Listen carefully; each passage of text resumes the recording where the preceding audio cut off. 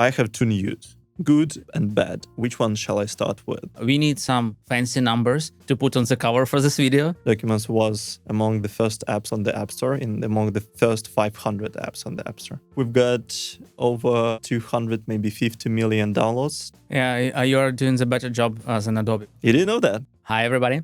Today we have a special guest, Paul, head of marketing at Readdle. You have some amazing products. Like Readdle is a publisher, yeah? And yes. What are the main ones?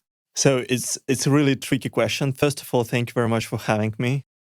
My pleasure. And it's a tricky question because I think all our products are important in a way. And I would say there are flagship products which are, at this point of our existence, are more popular. For example, PDF Expert documents.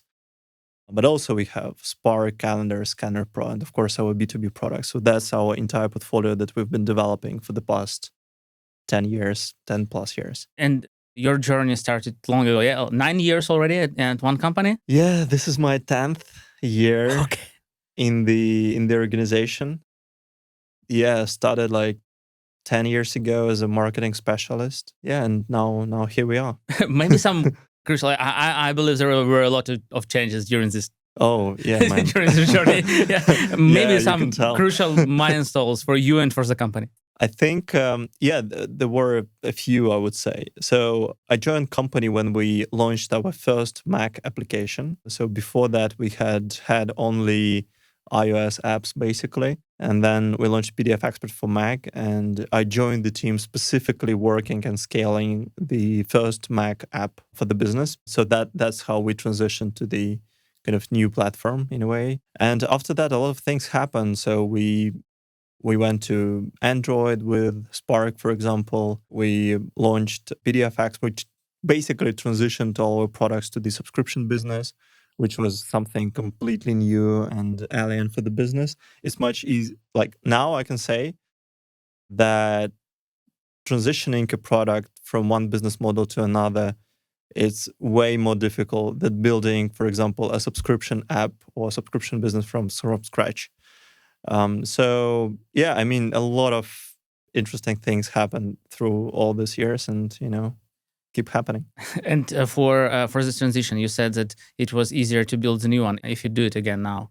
Will you just start the new one with a subscription business, or? It's a good question. I think when you have, so often from our experience, and particularly with our products, people specifically downloaded and bought them because this app didn't have subscription. That's one of the value propositions that people found for themselves making decision about the purchase. And well, apparently when you offer a subscription to people who intended not to buy a subscription business, they thought that this is going to be a lifetime whatever product. Well, you've got some backlash. People are complaining and stuff. But at the same time, on the opposite side, you have a vast audience of loyal customers who already paid for your product, and just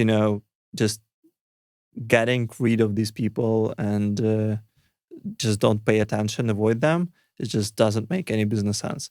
So you've got a balance, and we've learned a lot transitioning products from one business model to another and just tailoring messaging so that people understand why we're doing so, etc. I have a quick example on that. So when we were transitioning PDF Expert 2 to PDF Expert 3 on Mac from one-time purchase to a subscription model.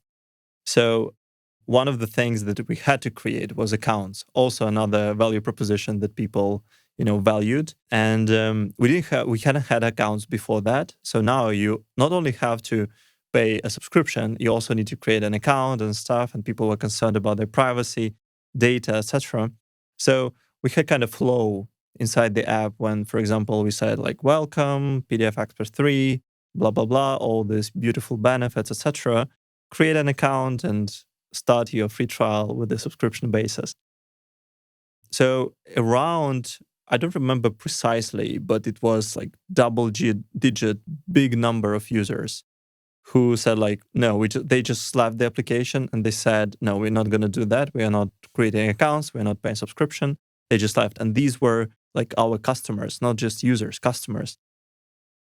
So what we did in this flow before this kind of account creation and paywalls, we introduced two screens precisely describing why do we need this account and how this account gonna benefit it.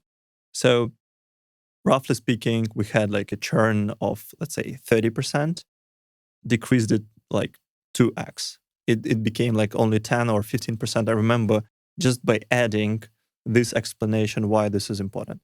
So yeah, I think you can work with that. You can optimize it. You can find ways how to explain it to people. So yeah. Yeah, you're doing the better job than Adobe, because I totally understand because I have the Acrobat reader like for years on my Yeah. phone, and they have the splash screen where you create Adobe account. Yeah. And there is this very small cross on the right and the top, and I'm always clicking it for years already, and I'm avoiding creating the account. And you fix that for your use case. Yeah. So initially we didn't, and we quickly realized that we did bad job. And then so I think like there is this common misconception that people, I don't know, they don't care, they don't pay much attention and stuff. They don't understand things, and generally it makes sense. So it doesn't mean that you need to make things complicated and stuff.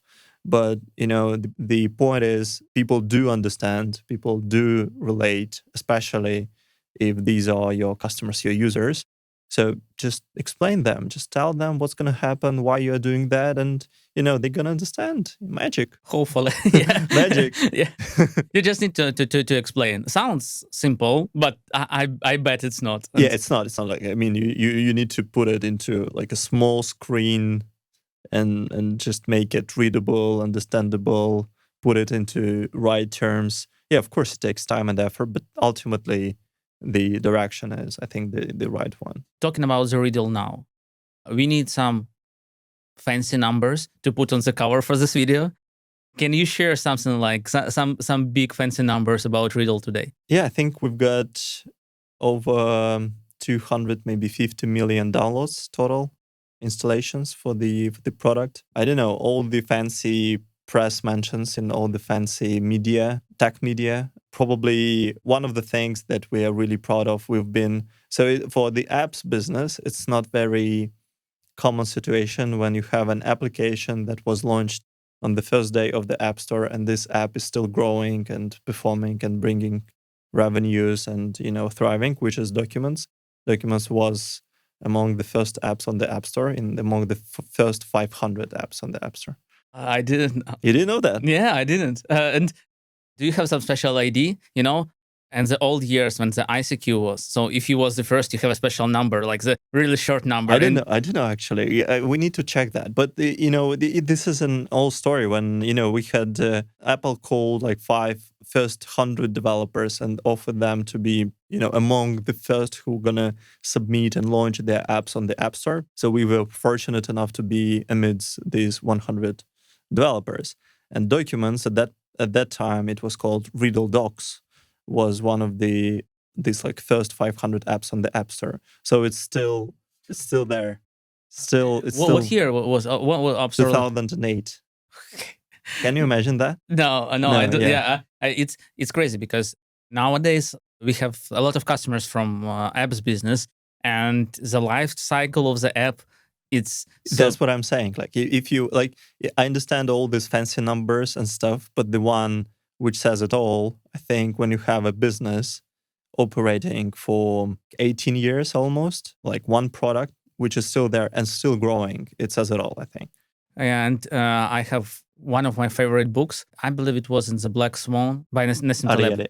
Nassim Taleb. Black Swan or Anti-Fragility. I don't remember the exact books, but the idea is that if you have something, for example, a book, or let it be a book, and somebody is reading it for the last 50 years or 100 years, then you have a very good bet if you said, okay, it will last in the future too.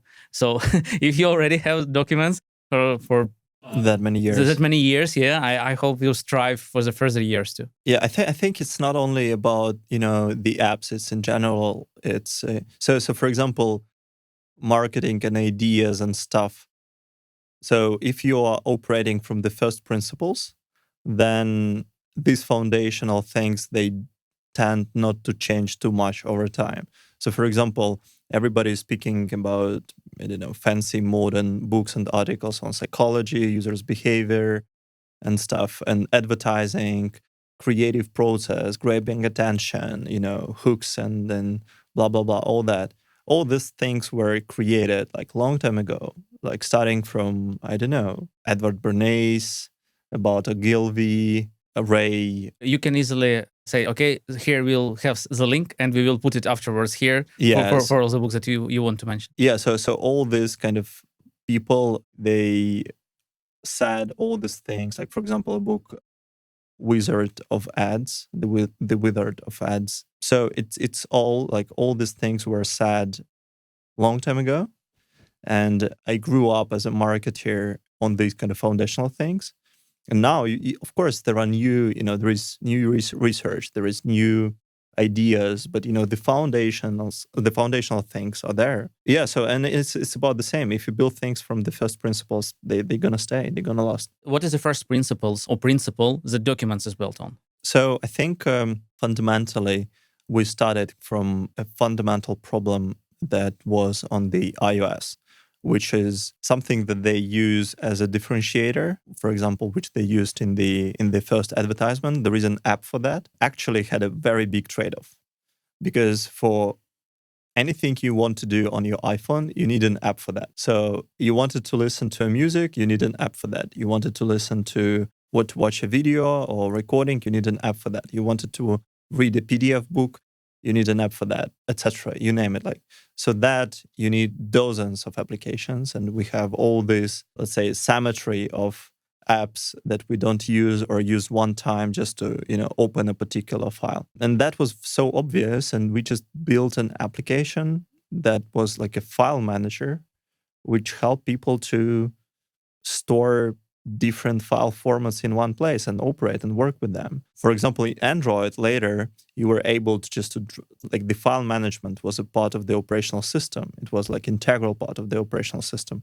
On iOS, you don't have it. Like it's impossible to do. So that's what the fundamental problem of the system. And we just addressed it in a way that, helps millions and maybe hundreds of millions of people these days. So yeah, that's the first, I think, the first principle, solve real problem. And I think we did that pretty successfully. Maybe jumping ahead of our conversation, but what is it still transforming? Like, you have so much happening around, like AI, for example. Anthropic recently released their co-work. Yeah. And the use case for, as for me, it's a very silly use case, but they presented it so you can organize the files on your desktop with co-work. So really, so how do you see this transformation of documents? So this foundational problem, I believe it persists, but how it can be transformed to be the modern landscape? It's a really good question. And I think the use case, the problem is there, but it's stagnating, especially for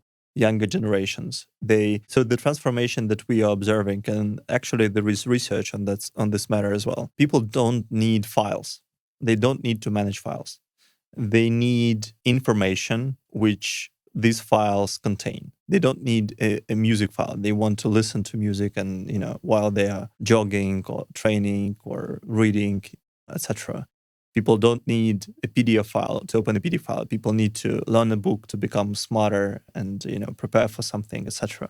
So people don't need files; they need information. And files is just a commodity, like a container for the content. And all these platforms, like YouTube, you're not watching video files on YouTube. You watch clips, you watch movies, you watch interviews. So people need content. And this transition is happening. And, younger generation, they don't have even this idea of files. Like they just go to a place and they watch what they want. They listen to what they want. They just get this information. So, and we understand that.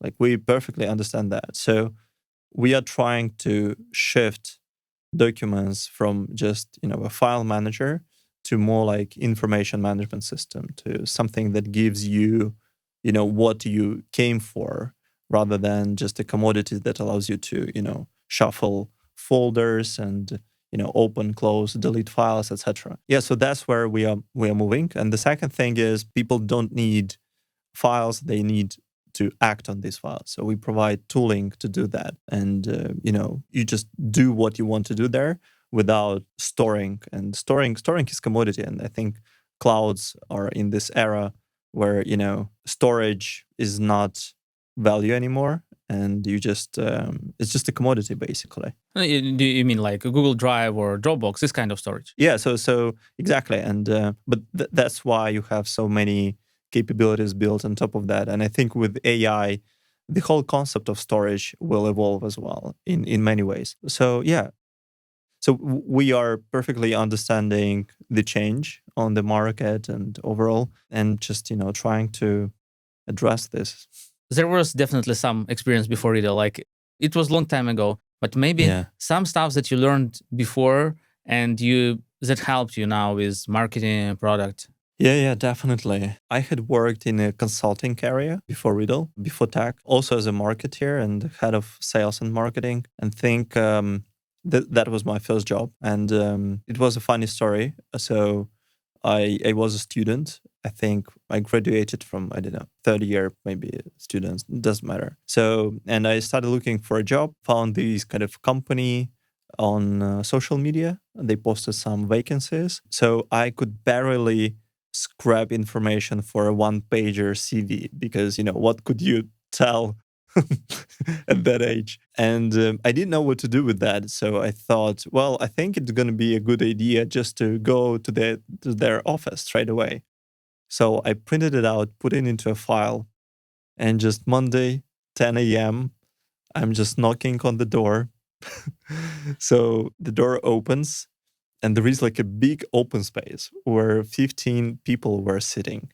And they just like immediately turned to me. It's like, who is this guy? What's he going to do? And I goes like, good morning. I'm looking for a job. I saw there is a vacancy in this organization. Who would be the right person to talk about this? So Okay. when the shock on their faces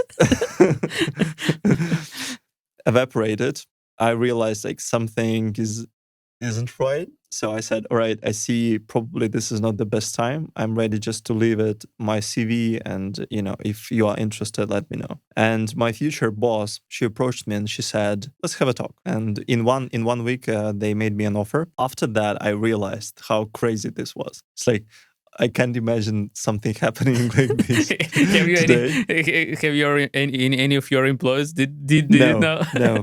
And yeah, but I think one of the things that also mentioned me later, this was one of the things that, made us choose you because it was such a blunt move. So, but anyway, I started as a project manager, but since I was always interested in marketing, I started implementing things that I thought would help do my job better. So one of the things was emails. We had like very old CRM, which allowed us to compile emails and then just take it and send it. Somehow work like magic. Still can't understand like how did it work. So anyway, and it took days to compile it because you couldn't add images to these things. You couldn't personalize it. You couldn't do all this stuff. The fonts were the same color. You just sent plain text emails to your potential prospects, and the emails looked ugly and just like so difficult to work with. And I started researching like how can we do this better, more efficiently. Like we didn't want to spend 2 days crafting this, we can't swear here, right? So these very bad emails, bad looking emails. We can do anything if we want. Okay. So, and I started exploring this area and they found out about, so they at that time they called it HTML emails. And I was like, oh, wow, what's that? So basically there were people who could mark up you like an HTML file, which was an email. So you can edit text blocks there. And then you can upload this HTML file to this particular CRM and send it. And I started exploring this and I called a few guys like who could potentially do this for me. And they say, why would you do this? Use services like MailChimp, for example. And I goes like, what's MailChimp? So I Googled, oh, this thing can do so many things. Oh, you can see how many people open this email. Oh, you can see how many people clicked and their emails, and there is a database. They have so many templates, blah, blah, blah. So yeah, I just created my first account and started using MailChimp. And then, it gave so many insights actually. And that's how I got into basically email marketing. And then, and that's how things started escalating. So it moved to a better CRM, creating landing pages, Google Analytics and stuff. And you just start building up on top of that. Yeah. And then here we go. Yeah, we have this simple idea of HTML emails, and we have a huge business out of it. Yeah, Stripe.email. Yeah, exactly. So the biggest editor, HTML editor in the world. And I believe we have our editor is better than MailChimp, because MailChimp is one of them. You can, in Stripe, you can create the email and export it to different platforms. Yeah. And MailChimp is one of our main export destinations. Yeah. So MailChimp, of course, have the editor, but as Stripe is better, they create it in Stripe and export it. So. Yeah, well, exactly. Well, to me, at that point of time, that was like magic. Definitely. I couldn't imagine. What year was it? Roughly.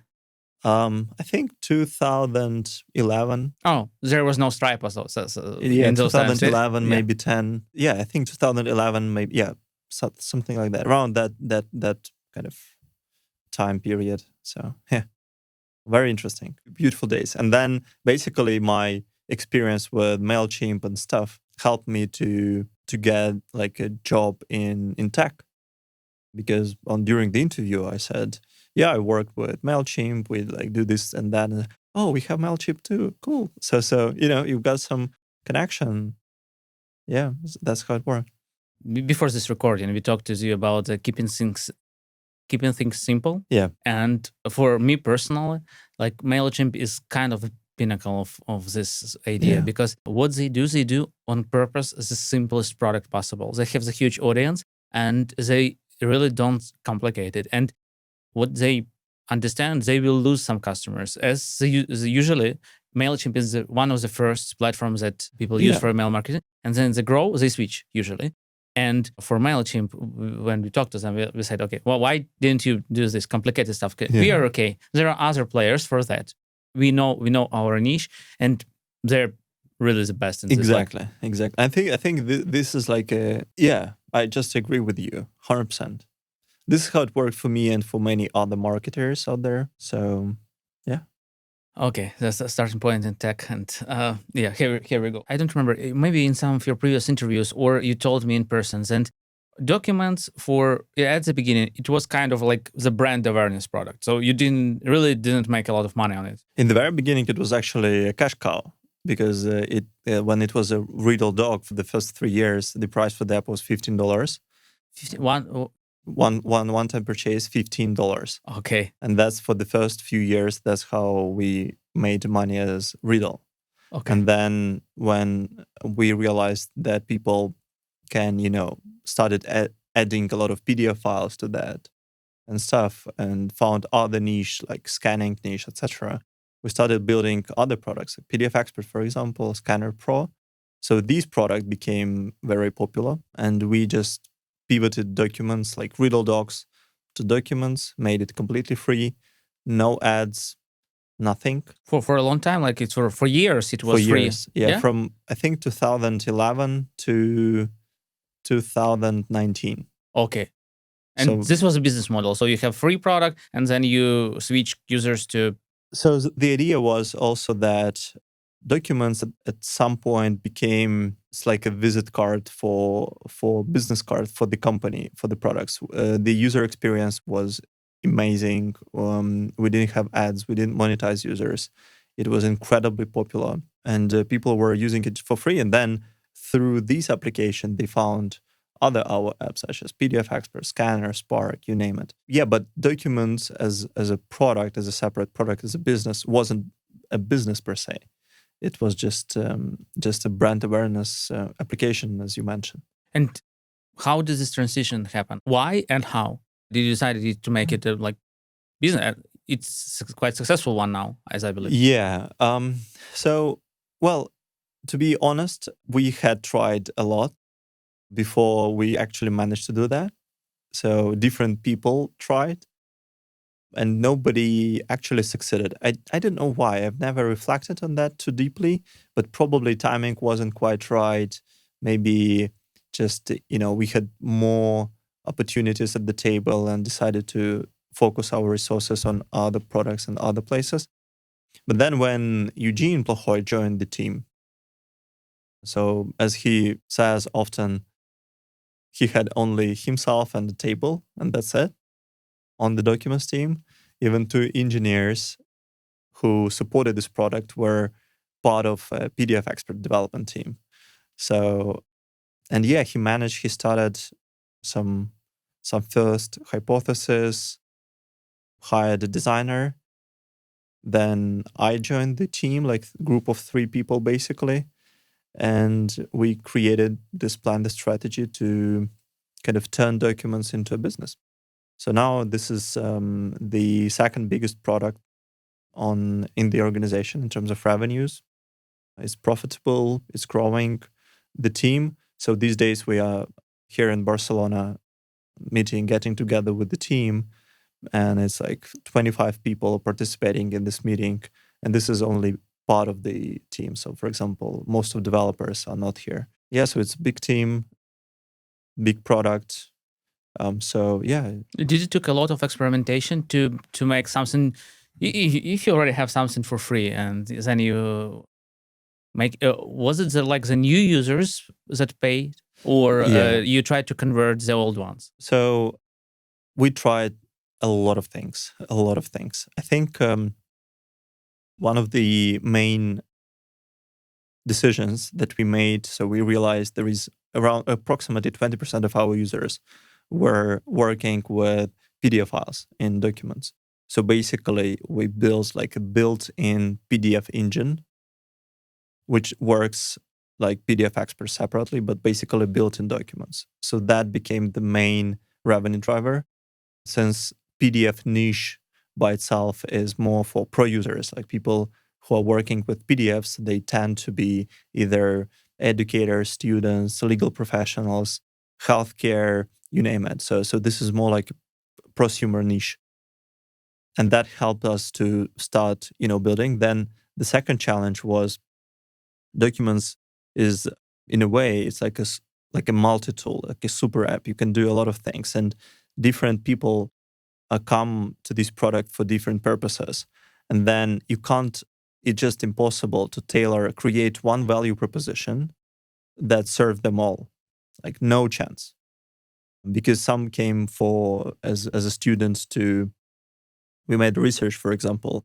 So we know that we have different audiences. Like the biggest one is students and educators, around 45% of them. So we thought, all right, let's dive into this segment and try to learn about them. Our product team made very comprehensive, vast research on students, many interviews. Like we all participated in this research.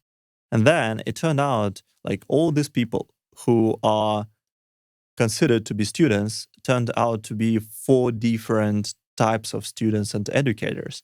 So half of them came for things like, I don't know, entertainment, video consumption, listening to audio and stuff.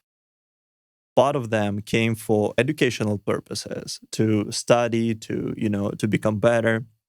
They were so different in terms of age, occupation. Most of them had already graduated from universities and now they were getting like second, third education. So it's like, this is a blanket statement, like umbrella statement, students and educators, which turned out to be 4 completely different audiences. Well, claimed to be students, right? So when you start digging into these things, you just realize it's very difficult to create one single value proposition. And that is why basically what we are doing right now and experimenting with is to break it down into different segments and build these value props for all the segments. And once people install the application, we try to realize what kind of segment this user is from, and then tailor the activation, the onboarding, the communication with these people to serve their particular need. So I think this was the main kind of understanding what's happening. The second problem was, because of that, our initial business model didn't work well. So we started making money, decent money, but the business model we chose was annual subscription with a trial. Good money, but huge refund rates. And just because the value proposition was so broad, and we just couldn't, people couldn't do what they wanted to do initially, or couldn't find it, because the product also is very big and capable. So the refund rate was huge. The trial activation was super low. And we started experimenting with the business model. We tried multiple options, came to monthly subscription, which was unusual for productivity apps.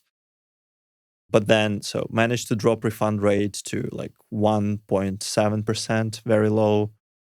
Improved conversions by, 8, 10 times maybe. So experiment by experiment, try by try, we managed to find this kind of business model that serves such a huge product. And that's, I think, very uncommon, because normally in apps business, you have an app which serves 2-3 business cases. For example, big ones, Flow. You have periods tracker and you have a case of, pregnancy, let's put it this way. 2 very specific kind of use cases. With documents, you have 15. And it's very complicated but interesting product. Yeah, tell us some funny story about the mistakes, about some funny stuff. I believe you have a lot of them, but some stuff that didn't work. You supposed it it was a sure bet, but it didn't work. It worked in a way. So in documents, there is a use case where people just we had a built-in browser as a way to download files. So for example, Safari back in the days wasn't able to download files. It's just Safari browser didn't have download manager. But Documents browser had. So people were using Documents not as a browser, but as a download manager. So there is a tab called Browser. People go there, they type in the URL, they go to a website, and they download whatever they wanted to download from that website on their mobile phone. And we started thinking, what can we offer these people? And at that time, there was a hypothesis that, people value documents for, storing files locally, for this privacy, for, all this kind of protection things and stuff. And we thought that VPN could be a good addition, layer of protection on top of, this thing. So you can, download files using VPN from, other services, plus, do many other things. So we added this capability.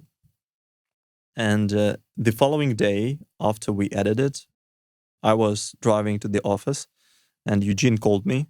And normally, he doesn't call you straight away. He called me and he said, I have 2 news, good and bad. Which one shall I start with? I go, start with the good one, please. He goes, so we passed the review process with this VPN capability. The product is live. And he goes, okay. The bad one? He goes, our app was removed from China. So they deleted our application in the Chinese market, which is the biggest in Asia for us. And we goes what the hell? And we knew that VPN is highly restricted in the part of the world. So we did everything so that people don't access this capability. But it was in the app, but there was no even a sign that people can use it. No way, if you have a Chinese Apple ID or you are in China, you can access this capability in Documents. And we explicitly communicated that with Apple's review team. Well, apparently it didn't work. So the app was removed from China. It took us maybe a couple of days to bring it back. We convinced Apple's review team that people can't use VPN in China. It's no way possible. And then, they brought it back. We were very fortunate and lucky that we didn't lose any of our positions in China, etc. Yeah, but that was very interesting 2 days. Okay, yeah. And VPN is a huge niche in all utilities apps. So it was obvious choice, yeah. Yeah, but didn't work as we expected in Documents. So do you have the VPN now? Yeah, we do, but we are thinking of deprecating this capability from the app because we were not able to harness the value proposition that we put in the first place. So, for example, our VPN people could use without creating an account, which was unprecedented, is still unprecedented on the market. But still, it's like since the market is very overcrowded for this particular technology, there are big players, and they are like as an app supposed to be basically go to place where you just download the app, you'd open it up, and you have like a huge button, turn on VPN.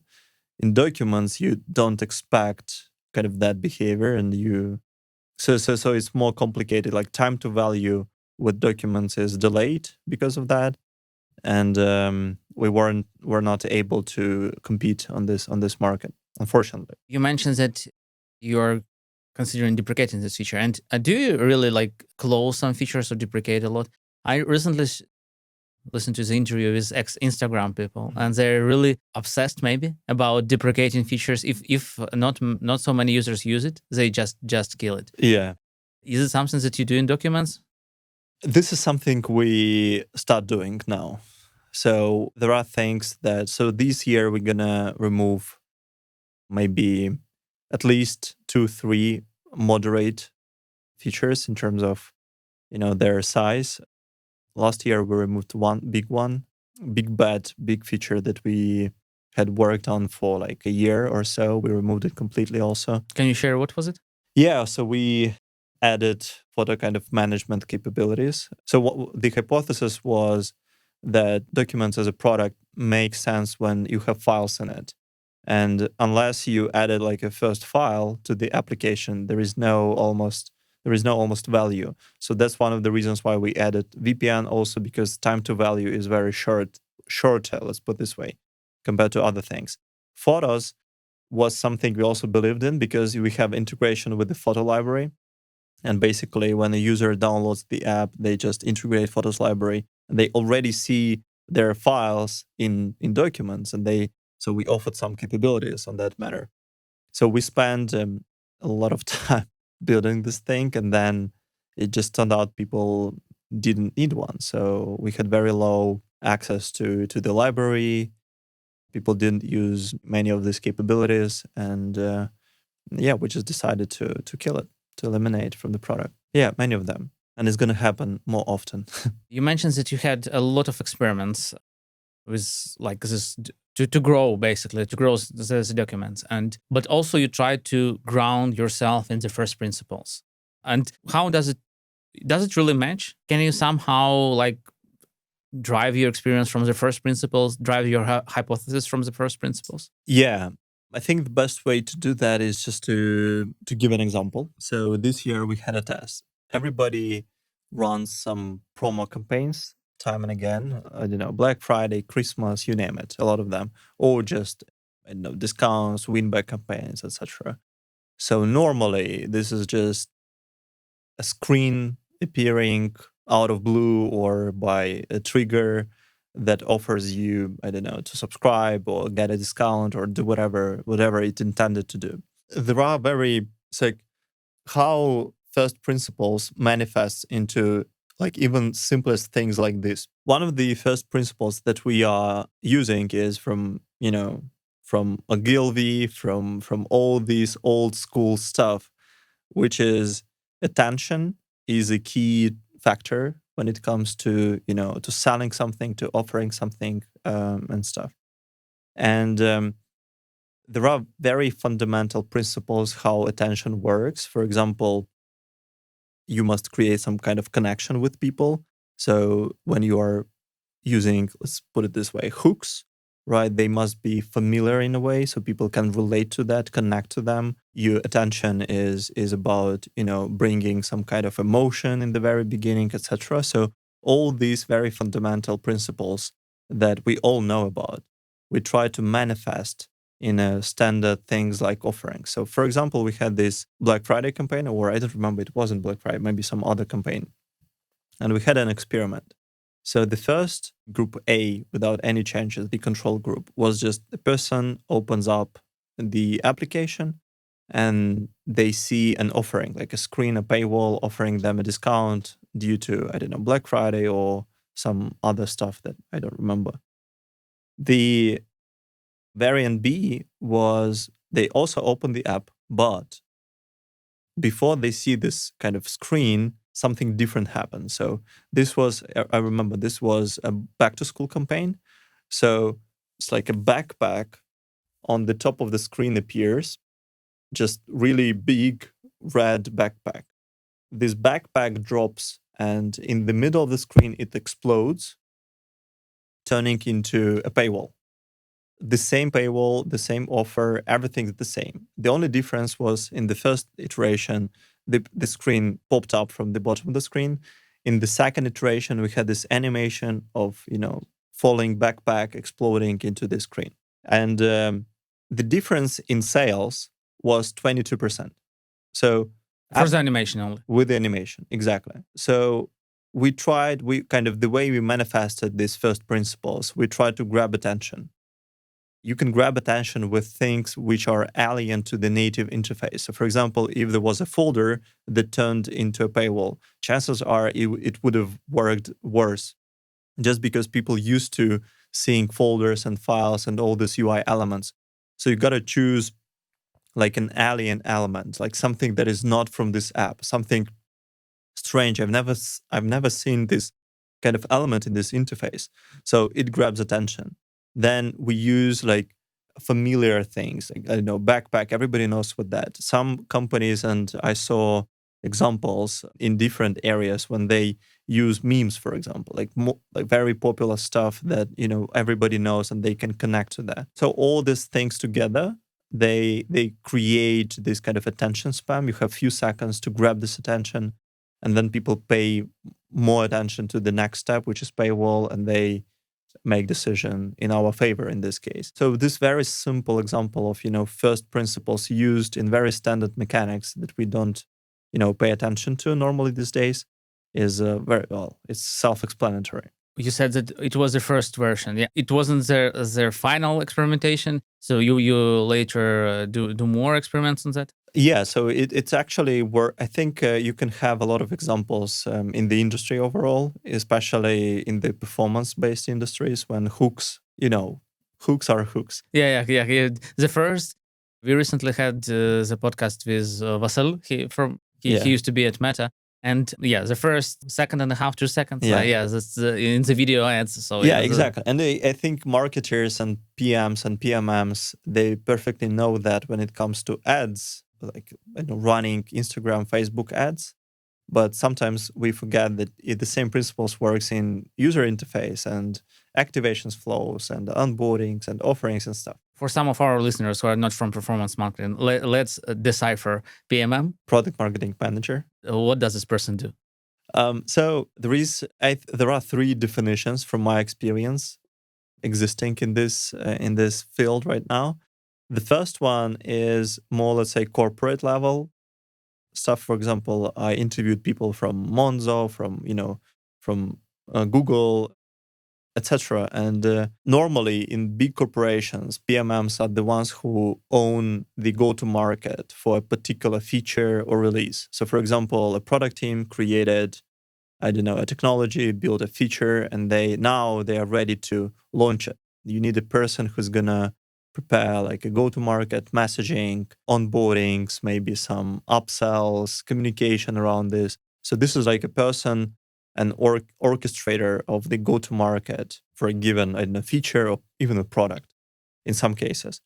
And that's very, let's say, corporate level things. In performance-driven businesses, which rely on performance, to me, from my experience, PMM are more like an optimizer. They tune funnels, run experiments. They, bring ideas on that and stuff. In our case, PMM is a wider role. So, for example, in our case, PMM is somebody who is, first of all, running a lot of research on competitors and user research. So our PMMs participates in all user research. They must understand this. They work on positioning of the product overall. They work on the features positioning. They create go-to-markets as normally, every PMM does. And then they also optimize. So they run experimentation, they work with analytics and stuff. Last but not least, in our case, and something that I try to do with our PMMs is to look for new opportunities. Like there is a channel, they can create a quick MVP, try it, test it, and if it scales, we can, hire somebody and scale this. Acquisition channel, do you mean? Or yeah, it can be acquisition channel, it can be activation channel, it can be like a partnership for any kind of campaign. But the goal of PMMs on my team is also to find new opportunities for growth. We don't have a dedicated role for growth manager, so that's why this role is PMM based. And you talk a lot about experimentation. How do you orchestrate this? How many experiments do you run per month? So our goal is to, on our scale, we are aiming to have like 10 plus experiments every quarter, like big experiments, not just like some change on a button color, for example. So these are pretty big. There are several things that we kind of reconsidered in the few years and evolved our approach.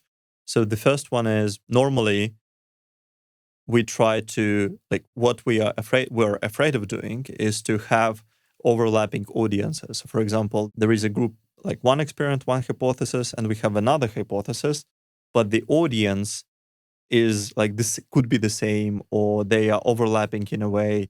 Or for example, we are running an experiment on the intro flow, and at the same time we have a hypothesis inside the app. So we won't launch the experiment inside the app until we finish the first one, because the audience is the same. We reconsider this approach, so we are not afraid of overlapping. Some of things we just run in parallel. We started breaking down audiences. So for example, we have a lot of reinstalls. Up to 50% of all our downloads are reinstalls. 50, like 50? 50, yeah. Okay. They reinstalled the application and the behavior is completely different. So we had tests when, for example, when you look on average, the difference was, let's say, in the winning group plus 15% in terms of RPU or simply revenue. But when you break down by installs and reinstalls, the difference for reinstalls was 200%, which is, and for first-time installs, it was negligible or even, So that is why we also break down our audiences by this part, and we can run experiment for installs and reinstalls, run them in parallel. And these can be two completely different hypotheses, but you have time to run both. Right, so we parallel things. We parallel them in terms of platforms. For example, one of the principles that we start using is, for example, if the audiences are the same, however, the placements are, let's say, are far away from each other in terms of user experience. Let's say you have a welcome screen and you have something inside the app. We are totally fine to have these experiments running simultaneously. We also, normally you wait until you got like a 95% confidence level in the data that you received. You try to eliminate this so-called lookup error, etc. We also decided that, all right, we will just decrease consciously the, let's say, the confidence level to maybe 80% if the difference is very significant from the very beginning. And for example, if the variant doesn't work as we expected, we just kill this experiment as quickly as possible so that we can start, another one. And this is how this helped us to, grow from having, 1-2 experiments a month to 5 plus, 10 plus a quarter. So that's the like overall approach that we are moving towards right now. And I think maybe you don't know this, but I can share with you now. A couple of years ago, maybe it was 2024. Yeah.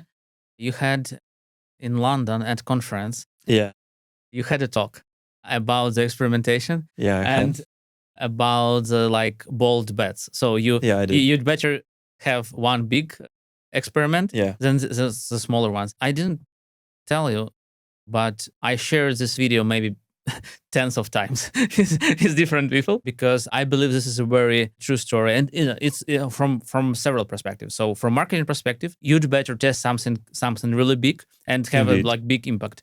But also from statistics, just from math perspective, it's easier and faster. It's counterintuitive, contrary, but you better test something that have a big significance, and the test will be faster. Yeah. So maybe like tenths of the tests during the quarter, it's not like seems like a little big number, but as I know your approach, there are really big tests. Yeah, so like and big bets. Yeah, it's not like optimizing, I don't know, colors, minor changes in text. So these are completely different flows. It's very, very, very big things. And we are trying to scale big things. I would be a big fan of running small iteration and tests, but I think you need to grow to a particular scale to be able to do that. So, like, products like Flow, for example, which have millions and millions of new users coming weekly. You have resources to do that. It's fine. But in our case, we don't. So that's why we need to choose. But do you have any other tricks about experimentation, your approach? Maybe some like contrary thoughts about let me pose the question this way. What do people do wrong about the experimentation and A/B testing? I think the wrong thing is right, I'll name a few, if that's okay. So the first one, things that I noticed in some products, they pay too much attention, too much effort into kind of building, ideally, the flow.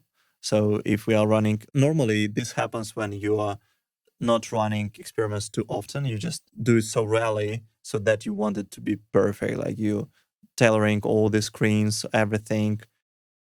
And just by perfecting the flow, you waste so much time and effort. And the truth is maybe 70-80% of what you've created won't work. And you can become demotivated and you just don't get the results and you wasted a lot of time. So it's probably not the best strategy to do to perfect everything. But I think this is more for beginners, I would say. The other thing is, so when you run experiments at scale, what people statistically don't realize, you inevitably fall into either false positive or false negative conclusions. So if you have a lot of experimentation, and this is like a trade-off for velocity for the scale. So the right thing to do is to retest old hypotheses time and again. So for example, ideas that we had and we observed, you tested, 100 hypotheses a year. Some of them didn't work. Retest them next year just to make sure you didn't fall into this kind of trap. And that's something to repeat all the time. Or let's say we tested something, it didn't work. We say no, this hypothesis doesn't work. Maybe, I don't know. So let's get back to it maybe a year later and you will find new things.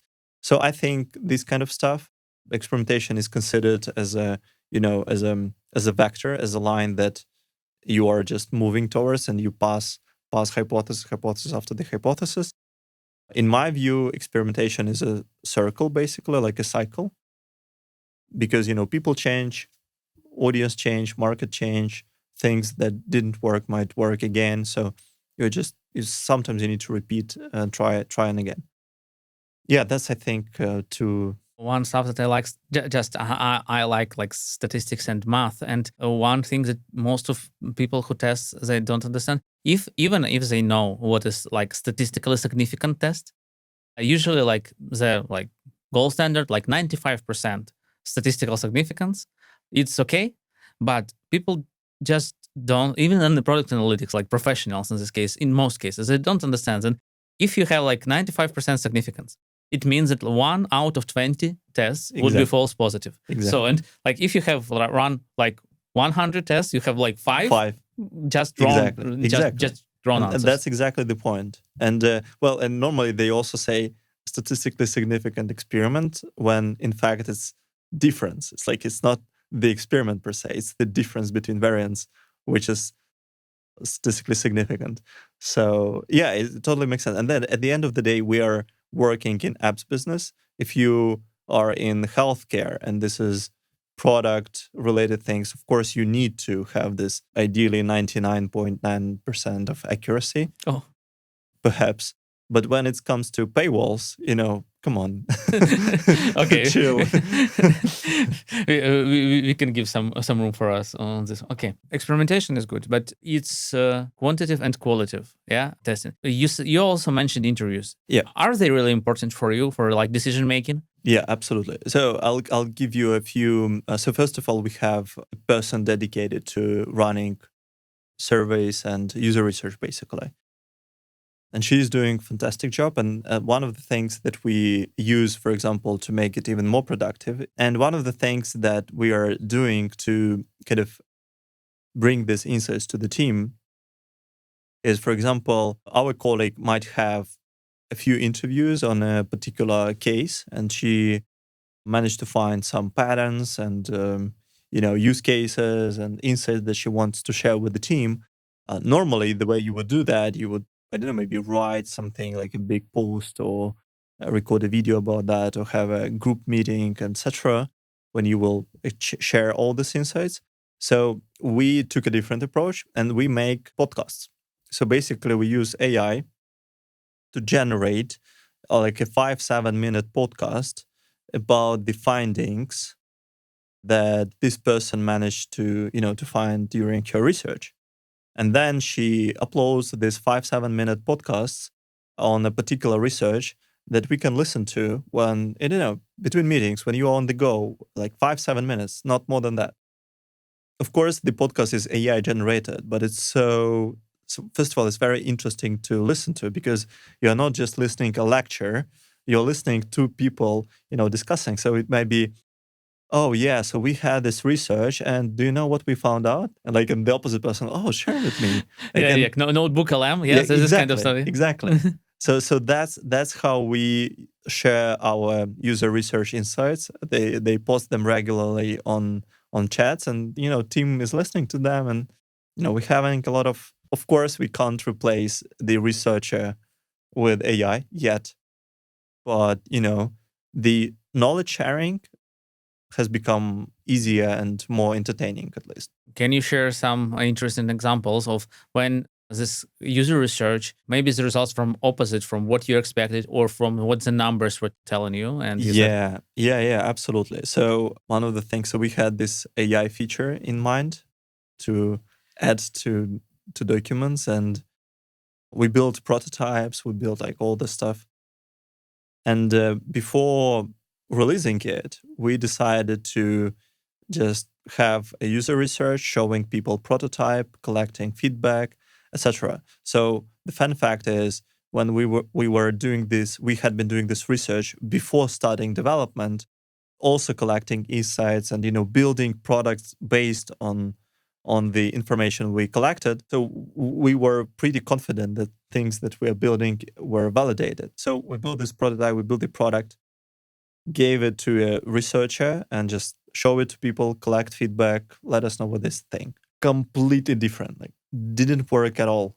People couldn't do, and they, first of all, they tried to use it in the use cases. They initially didn't tell us in a completely different flows.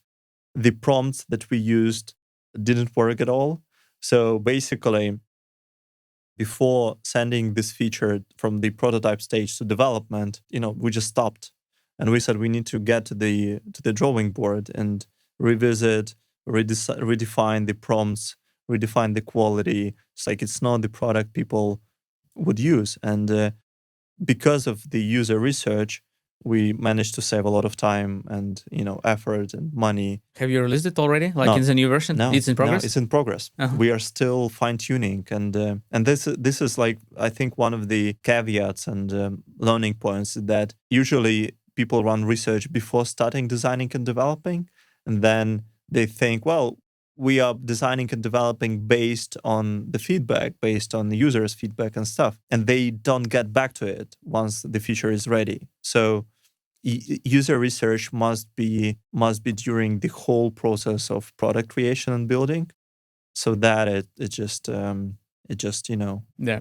makes sense. Yeah. Looking forward to test your AI features. Yeah, but definitely. It would be very interesting. Another thing with user research is which we must also understand. Some people are, I think, going too far with user research because sometimes you don't need the user research to create, I don't know, a feature, product. Sometimes it's easy and faster to build it and see how it works, or it's based on common sense rather than particularly qualitative data that you collect with user research.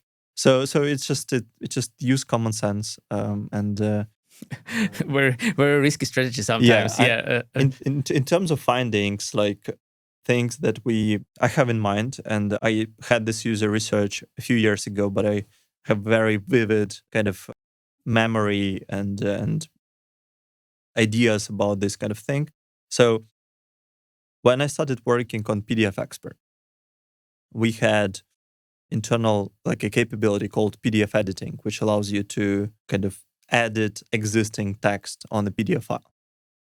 So we added this capability, and the usage was moderate. So like a few percent of users started using this feature.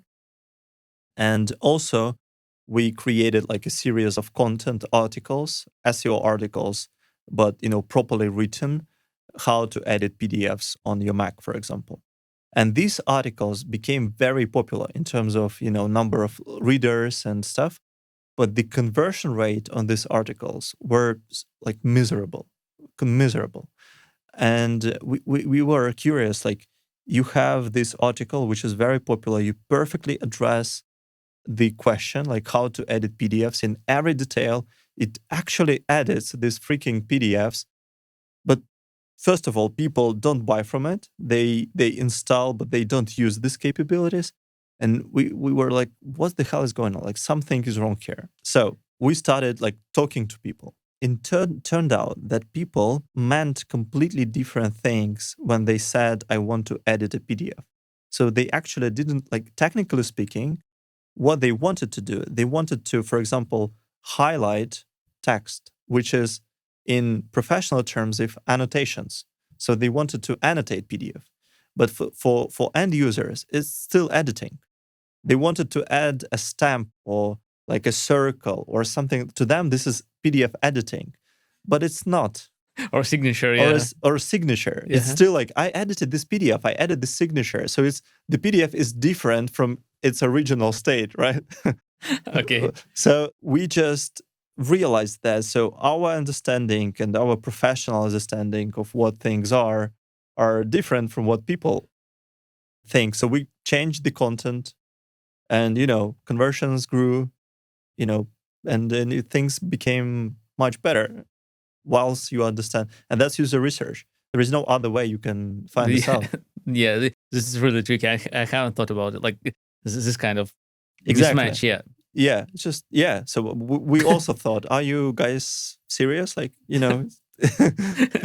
well, it turned out the opposite. Yeah, the reality. Yeah, it unveils the realities. Exactly. Basically, when you talk to users. Yeah, like, thank you. It's like a perfect story. We talked about this like on the product marketing. We talk a lot about the product side, like experimentation, user research, talking to users. What about like more marketing side? How do you feel the growth channels change over time, and maybe what's important channels now for you, and how it changes in the recent years? Yeah, so for us, one of the main drivers and the major channel has been organic. So just word of mouth. Over 60% of all our installs come from word of mouth. People were just recommending the product, and that's how it worked.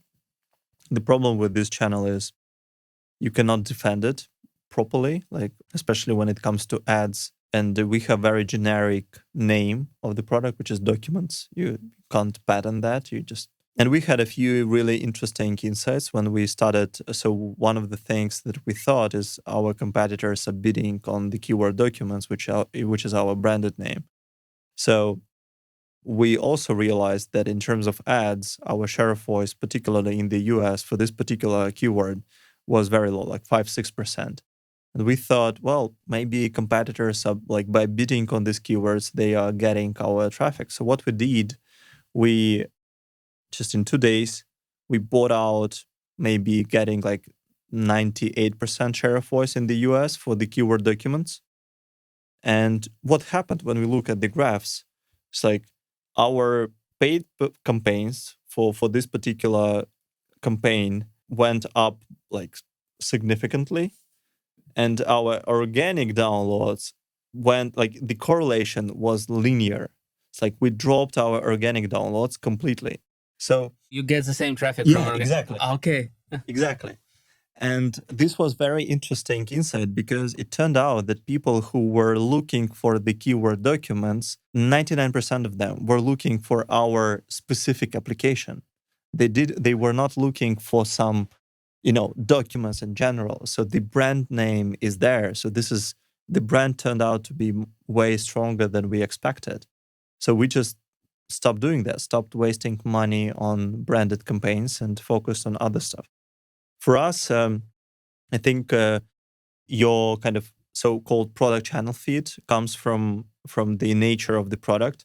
Documents and other productivity tools, in our case, are more intent-based products, which means there is a particular, you're not downloading these apps for fun.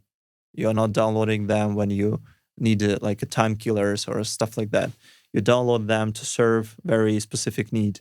And when people are trying, when you have this understanding, then the channels are, pretty straightforward.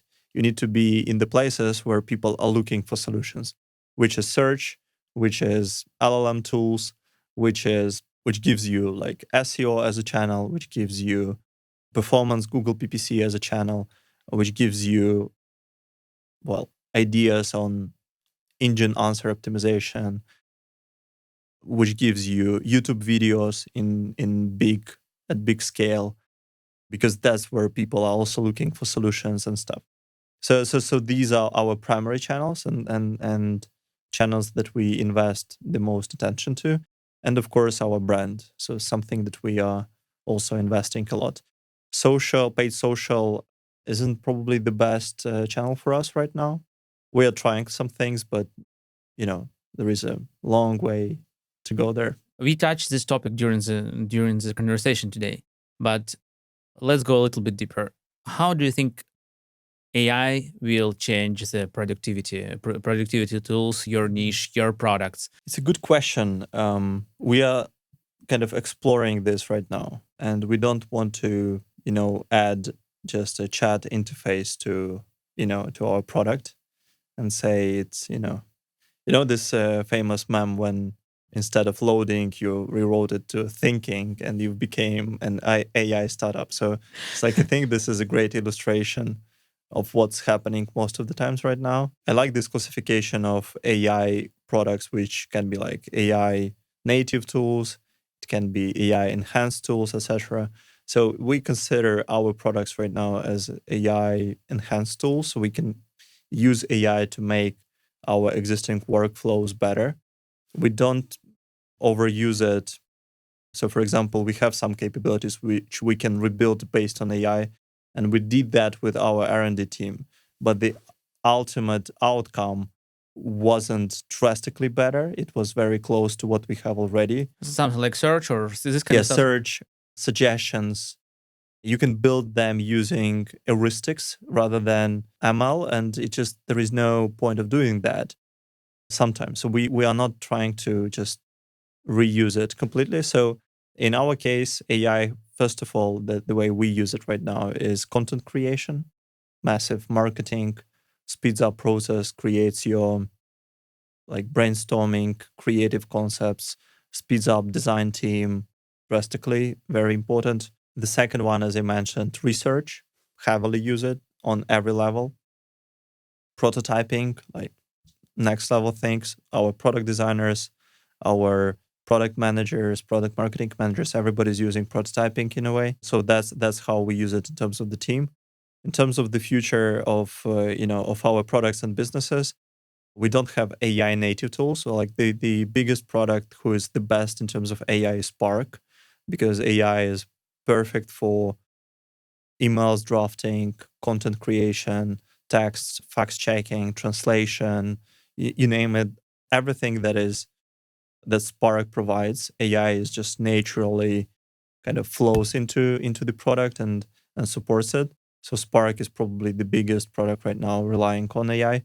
And we see that in terms of conversions. Like once we added AI paid capabilities, their conversion skyrocketed in this product just because, it's the value is obvious. And I think tools like commodities, like for example, file conversion and stuff will be done by ChatGPT and stuff. You can already do that actually. You don't need a service to do things like that. You were one of the first steps on the last big platform, emerging like App Store. You was one of the first. Will you be one of the first when ChatGPT opens the app publishing? Maybe. Okay. We are recording it's this one in the late January 2026 and maybe we will add the later updates on this. Keep watching. We'll see. Well, stay tuned. Okay, yeah. Thank you so much for this conversation. I think that it's a good place for our lightning round of the questions. Let's do it. What are you reading right now? I'm reading 2 books simultaneously and one I'm listening to. So I'm reading her name is Anna Arendt. The book is called The Banality of Evil. Incredible, very powerful book from a journalist. The second one is Power by Jeffrey Pfeffer. And the third one, I don't remember the author. The one that I'm listening to is Chip Wars. So, this book. So the Chip War, the quite interesting too. Which books have the biggest impact on your career or worldview? Pick the ones that you want. I think I had marketing education, and I think I try to operate on the first principles. And as I mentioned on the podcast, some of the books that shaped those principles were from probably not obvious ones. So let's put it this way. I wouldn't say books, but rather personalities. The first one would be Raymond Rubicam. So this is a very famous ads legend from 1940s, created iconic ads for Rolls-Royce and other businesses. So he was the one who pointed this thing about attraction and attention and stuff. Ogilvy also, the person who admired Rubicam, the legendary ads writer. Then I would say Ogilvy on advertising, classic. Then I would say probably Roy Williams, also the Wizards of Ads, classic. Very haven't read. We'll add to my list. Yeah, and of course the name of this guy was Antonio Damasio. I think I apologize if I mispronounce this name, but he wrote things on on the decision making process, on cognitive thinking, on emotions and, let's say, actions for people. It's a similar book to, I think Fast and Slow, but written by, I think he is a Portuguese scientist working in the US right now. So these were maybe like the foundational ones for me. If you were starting the career today, what advice would you give to yourself? Or what would you do differently? First of all, I would have spent time studying mathematics. I'm dead serious about that. Mathematics, statistics. Secondly, I would have learned coding and design earlier. So I finished some courses to understand things better. If I were I would advise myself, I would have done that earlier. Yeah, and nowadays it's much easier to do, like with all modern tools. Yeah, thank you so much for the conversation. It was a great talk. I suppose our listeners enjoyed it too. If you listened to this point, I believe you enjoyed it. Yeah, Paul, thank you so much. Thank you. Thank you for having me. My pleasure.